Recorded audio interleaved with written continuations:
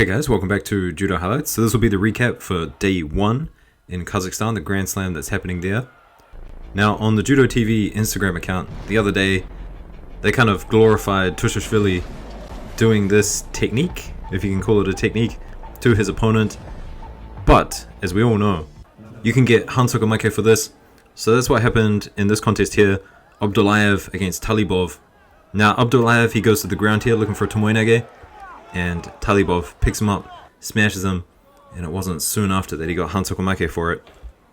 So just watch what you see out there, don't believe everything you see, although I would say that the JUDOTV.com Instagram account should have kind of better standards. So Abdullayev, he ended up going through to the gold medal contest and fighting against Yang. Now I was really surprised about this because Abdullayev just smothered Yang on the ground, and then watch what happens. I mean, it happens really quickly. Yang doing his best to survive here, but once Abdullayev starts moving, now watch this transition, rolls around, pulls the arm over, and straight into a juji. Now that is an incredible win because Yang, he's usually the guy submitting people on the ground, pinning people on the ground, as you can see here that he did in the semi-final.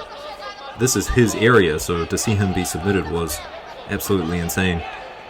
Although Abdullayev, on the other side of the cards, he also has a very good ground game, gets a lot of wins with Newaza as well.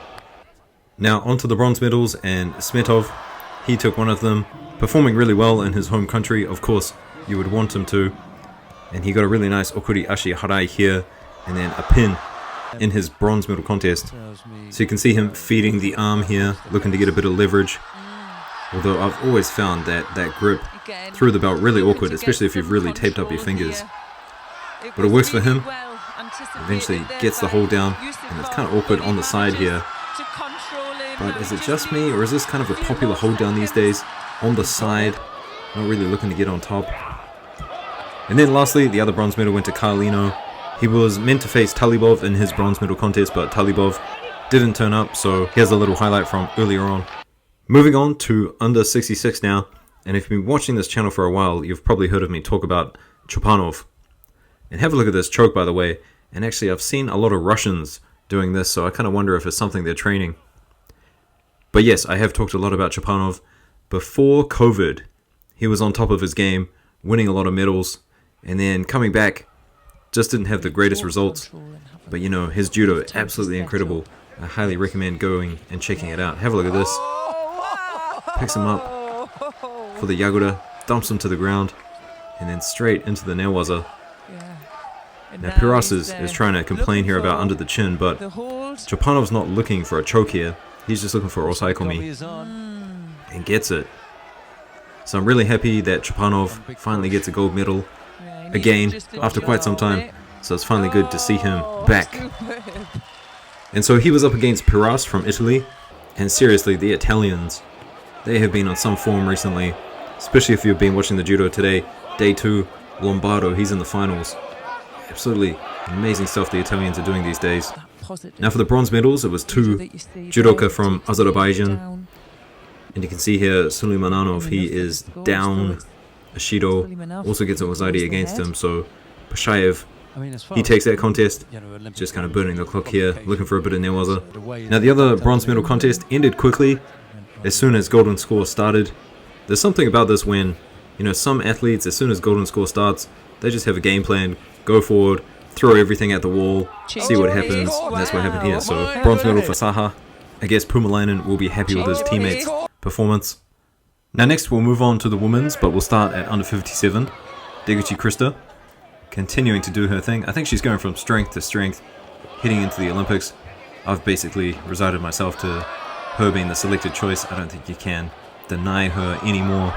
So the earlier rounds were pretty exciting, lots of Wazadi scores by Deguchi. And then the semi-final against Funakubo ends up winning that one by Shido. And also the gold medal contest against Silva, winning that one by Shido as well. So Silva taking silver. And so she's in an interesting place heading into the Olympics. And then for the bronze medals, Funakubo winning by Shido. And then Sazik winning her contest with 2 Wazadis. So moving down to under 52 now. And in the final we had Primo from Israel against Pinenta from Brazil. Primo winning that one. Nice sticky Kosoto into the Osaikomi. So gold for Primo, silver for Pineta, and then for the bronze medal contest, we had Shu. She wins her contest with a Sumigaishi, and then on the other side of the bracket, and now I'm still struggling to call this Technica Taniatoshi, but I think that's probably the right name for it. But anyway, Leva from Spain, she gets that nice Taniatoshi throw, and then another Wazari score here. Going down again now to under 48, and Tainbayeva from Kazakhstan, so home country here, crowd behind her, and this is great stuff to see. She gets 2 Wazaris in her gold medal contest. Crowd's gonna love that one. So Gilyazova, she takes the silver medal, and then over in the bronze medal contest we had Bukli and Bidur from Turkey. I'll see you tomorrow for day 2, Lombardo, gold medal hopefully. I'll see you in the next one. Peace.